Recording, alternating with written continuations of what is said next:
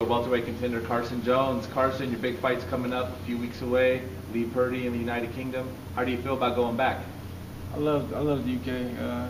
The fans kind of accepted me good over there. They're kind of taking me in, so I'm happy to be back in London. What do you know about your opponent? He's a tough guy. He's a straightforward type fighter. I don't think he'll last more than 6. So we got the prediction already. Yeah. Let's go back to your last fight, Kell Brook. Tough fight. A lot of people thought you won. It was a real close fight. Could have won either way. What is your thoughts on the fight, and what could you have done better? I could have started a little bit earlier. I took about 4 or 5 rounds to get started. But as soon as I got started, it was popping. He had trouble. Everybody keeps making excuses saying he had stamina problems. He didn't have a stamina problem. He had a Carson Jones problem. So I was pressing him. I was hitting him. I guess I broke his nose in the 8th round, and from then on, it was pretty much my fight. So I'm not complaining about the loss. Hopefully one day we can get a rematch. After looking at how your fight with him, what do you think now that he's going to fight for a title against Devon Alexander? How do you think he fares in that? Well, I'm pulling for him. Hopefully he wins. I think he'll stop Devon.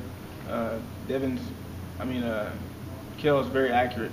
Devon's just like a flashy fighter, like I said before.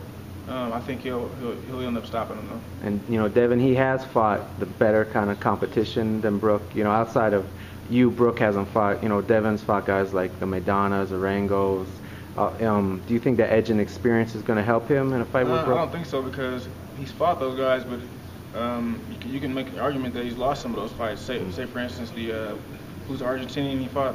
Lucas Matiz. I think he lost that fight. So you never know. And plus, this is a different type of style. Brook he's a mover. He's very accurate. He's stronger. He's a natural 147 pounder. Devon's coming up from 140. So you never know.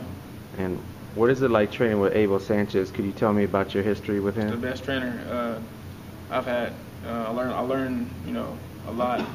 We started about February 2011.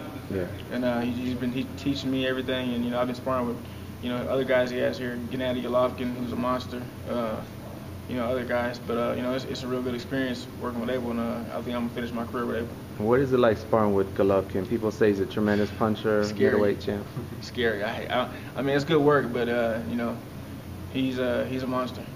What do you think about him and Martinez? Is he the guy to kind of take that torch from Martinez? I think he beats Martinez. Everybody's scared of him, though. I don't think Martinez wants that fight right now. He may never take the fight. Hopefully he does. But if he does, I think he'll lose. All right, thank you. Hey, and one more thing on your career. You've had a lot of ups and downs. You've been on a roll, with the exception of the Brook fight that was real close. What do you attribute this run a little bit later in your career than early on? Is it just getting better fights, or matched correctly, or training better? A little bit of everything. Training, just maturing as a fighter. Those losses, helped me grow as a fighter. But also working with Abel, like I said, he's the best trainer I've ever had. He's teaching me new things. It's just little bitty small things that can help change. And I've just matured as a man, and getting stronger. Plus the move down to 147, that was a big part of it, because I've been stopping everybody.